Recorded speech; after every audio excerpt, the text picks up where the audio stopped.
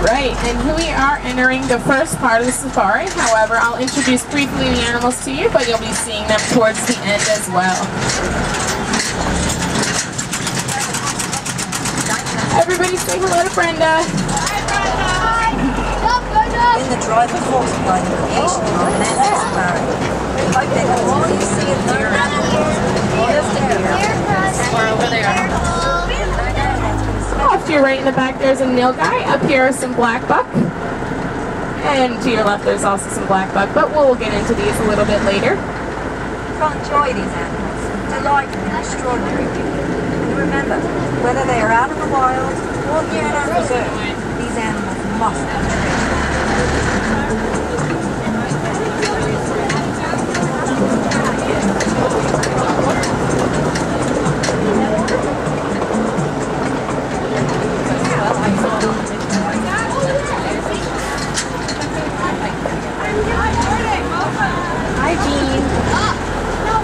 Alright, now here we are entering the Americas. I know a lot of you guys think safari, you might think African safari, however we do have a plethora of animals from North and South America for you guys to see. Let's see who's out here today.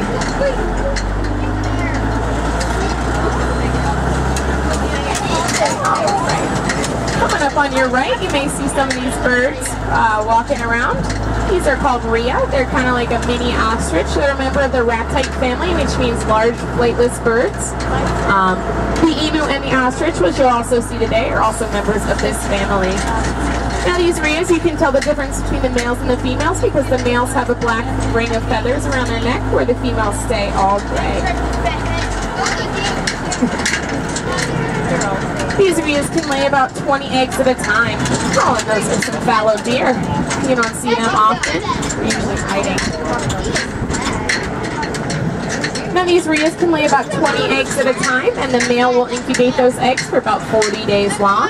They weigh about 40 to 50 pounds, and they're pretty fast. They can run over 35 miles an hour.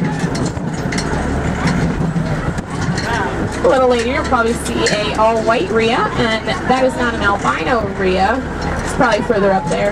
It's a leucistic rhea, which means it cannot produce any pigment. Albinos cannot produce the pigment melanin, which affects the coloration of their eyes, which is why their eyes are red, because of like the blood vessels behind their eyes. Whereas leucistic rheas have blue eyes, because the pigmentation of their eye is not affected.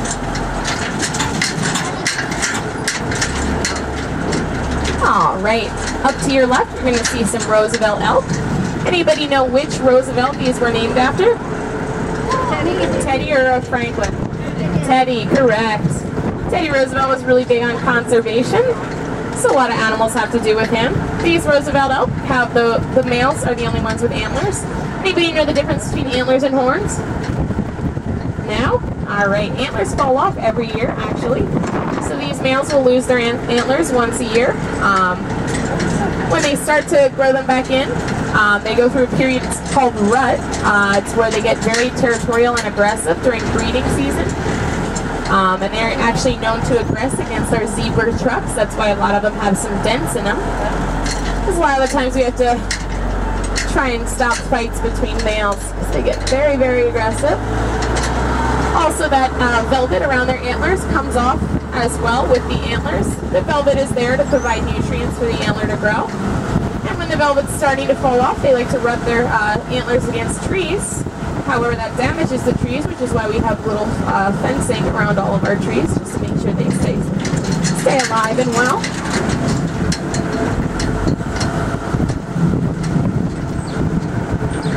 And there's a leucistic rhea over to your left. All-white rhea in the back. Now, are you guys an adventurous group? Do you think you're ready for an adventure? Because I could take you on the boring path, but I think Ralph wants to go for the adventure. Yeah. Go for it, Ralph. You want to go for the adventure? Yeah. Yeah. All right. We're going to do that then. So we're going to head through this water over here. We're going to make sure this truck doesn't get stuck. In a little bit, we're going to need you guys to cheer for Ralph. Because he just washed this truck, so we don't want him to get... He needs a lot of motivation to go through that water. So on the count of 3, I'm going to have you guys cheer for Ralph. And we're going to head through the water, all right? 1, 2, 2, 3.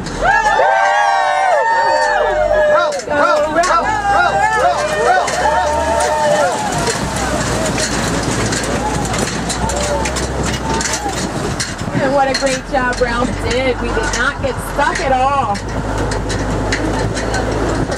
Yeah, really. Now, coming up to your left are some bison. A lot of people call them American buffalo, however, it's a bit of a misnomer. Buffalo are a distant relative of the bison.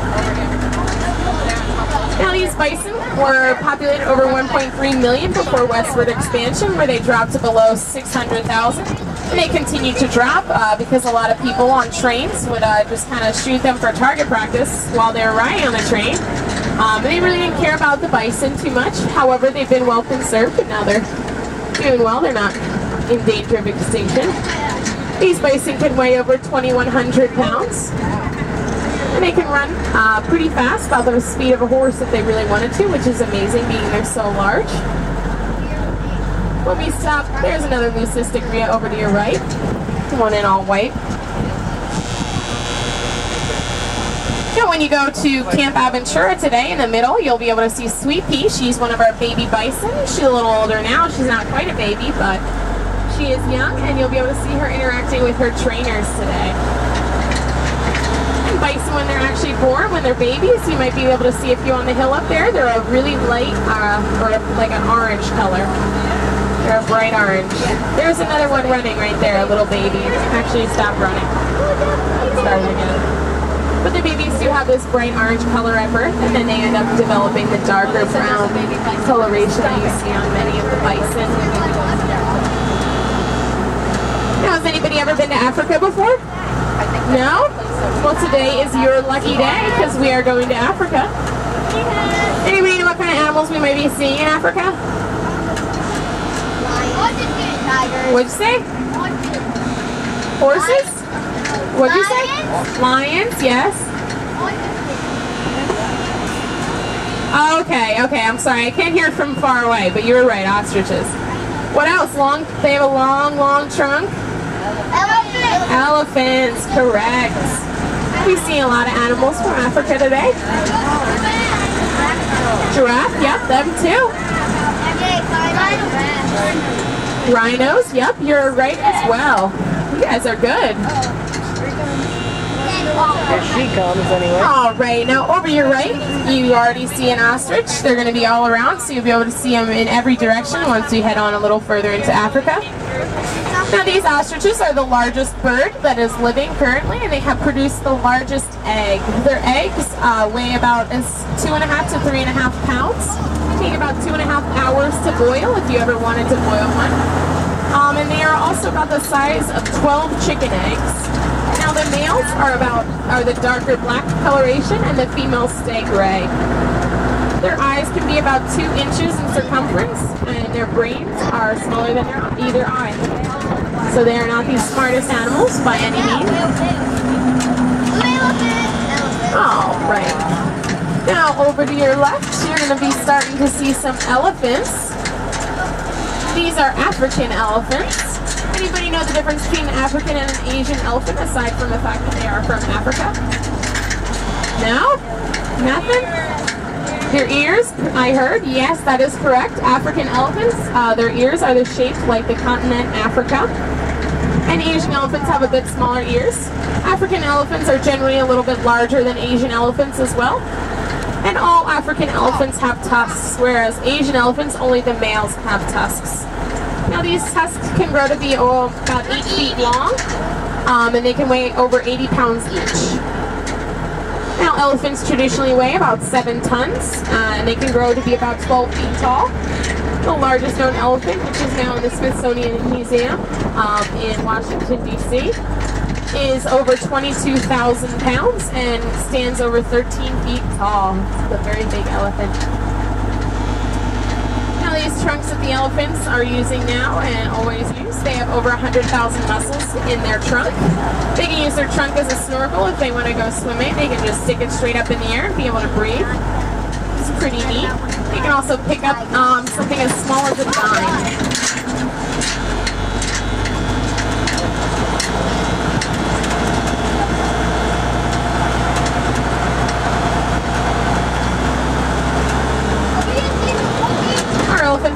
running a matriarch system. Lucy, one of our elephants, she is the head honcho. She's the matriarch, and then there's a hierarchy of all the other elephants below her. Our other elephant, Gloria, sometimes gets confused and thinks she's the matriarch, but she's quickly put back into place by Lucy.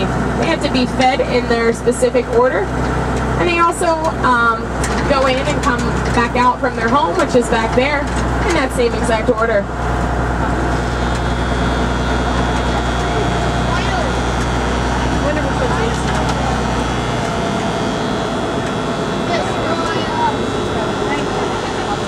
Elephants can eat about 300 pounds of food a day.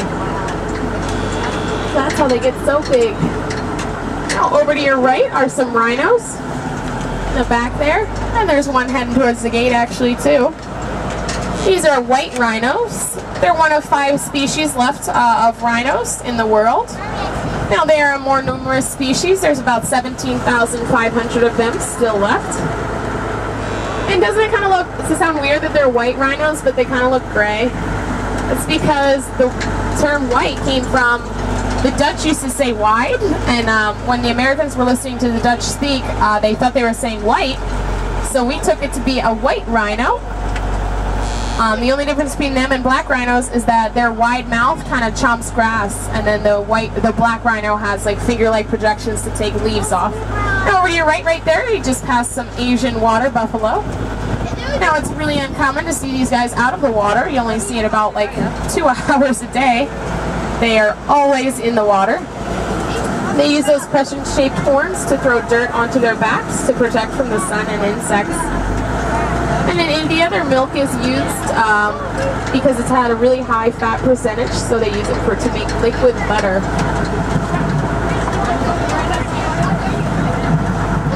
Got a rhino stalking out a zebra over there.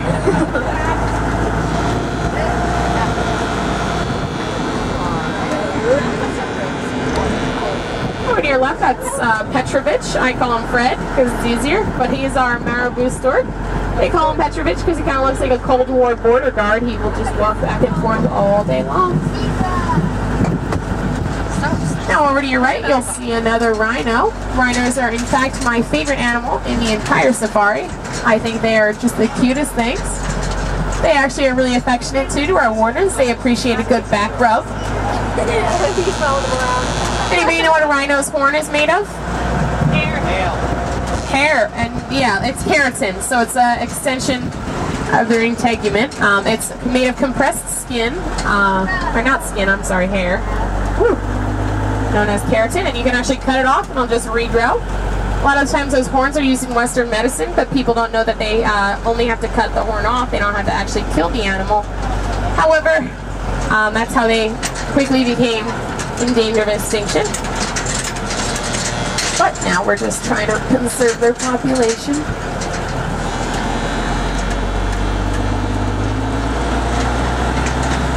Now we are heading into the wild plains.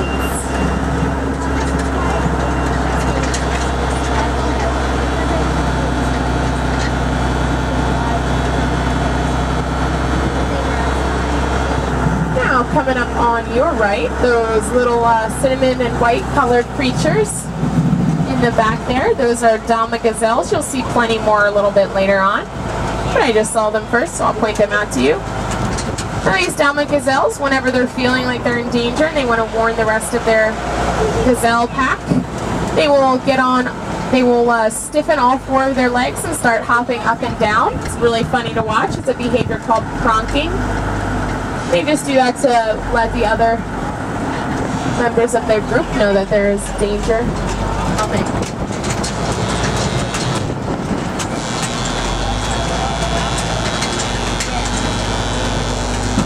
I'll play a quick video and show you guys how these animals are here.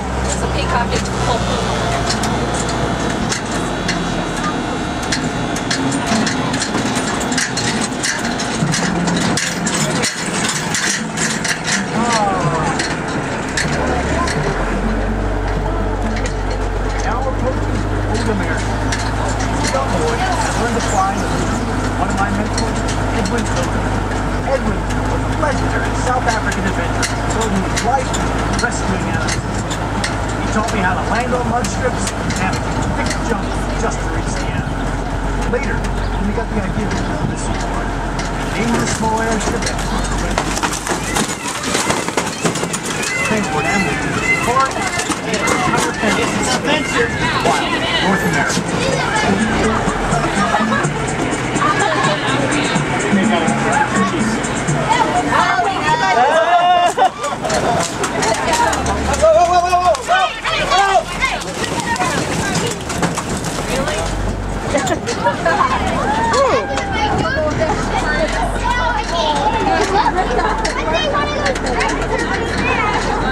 Alrighty. Now we see a peacock. Everybody thinks they have beautiful tail feathers. Oh, wow. They in fact do not. Their back feathers are the ones which are the most colorful. Coming up on your left are some common eland. Now these eland are, sorry. These eland can jump up to 8 feet tall. I've actually heard of one jumping over a car. You can kind of see them jumping and hopping around a little bit. They're usually pretty, they don't move too much, but in the wild they can jump about 8 feet tall here too. Now both the males and the females have horns. And these are the largest antelope that there is. And there's the plane that the wilds travel on.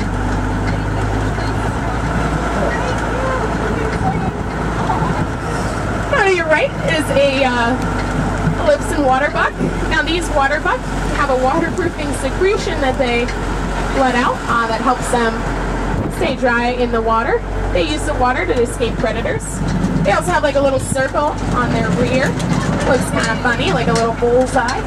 To your right, these are scimitar horned oryx. They are extinct in the wild. Those horns can grow to be over 4 feet tall. We are trying to conserve their population. They do not need a lot of water either in the wild because a lot of the water that they get comes from the food that they eat. Now I'm sure all around you've seen some of these Grant zebra. Anybody know if zebra are white with the dark brown stripes or dark brown with white stripes? Which one do you think that they're dark brown and they have white stripes? How about the other one? How many? Well, they are white with dark brown stripes. So you can only tell that because their underbelly is mainly white if you look at them. All right, over your right are some white bearded gnu. Now these gnu are pretty playful. They have one of the largest migrations on Earth. They can migrate with as many as 1 million other gnu. And then also 500,000 other safari animals such as zebra and giraffe can travel with them. A lot of people have known that the ground shakes when they pass by. And here is some reticulated giraffe. Anybody know why their necks are so long? Anybody? Yeah? So the tiger can't get their head? That's the first time I've ever heard that answer. That's a good answer. That's probably what it is. They also use those necks to fight with other male giraffes. They kind of use them as a wrecking ball. That's why a lot of them have calcifications on their forehead. A giraffe's neck can weigh over 600 pounds, 6 feet long. Their legs are also about 6 feet long, so when their baby drops 6 feet, it doesn't actually hurt them, it just causes them to take a really deep gust of breath. It starts to stimulate their respiratory system. So now we're arriving here at Camp Aventura. This is your guys' chance to head off and explore some of the other animals that we have in the park and touch a few.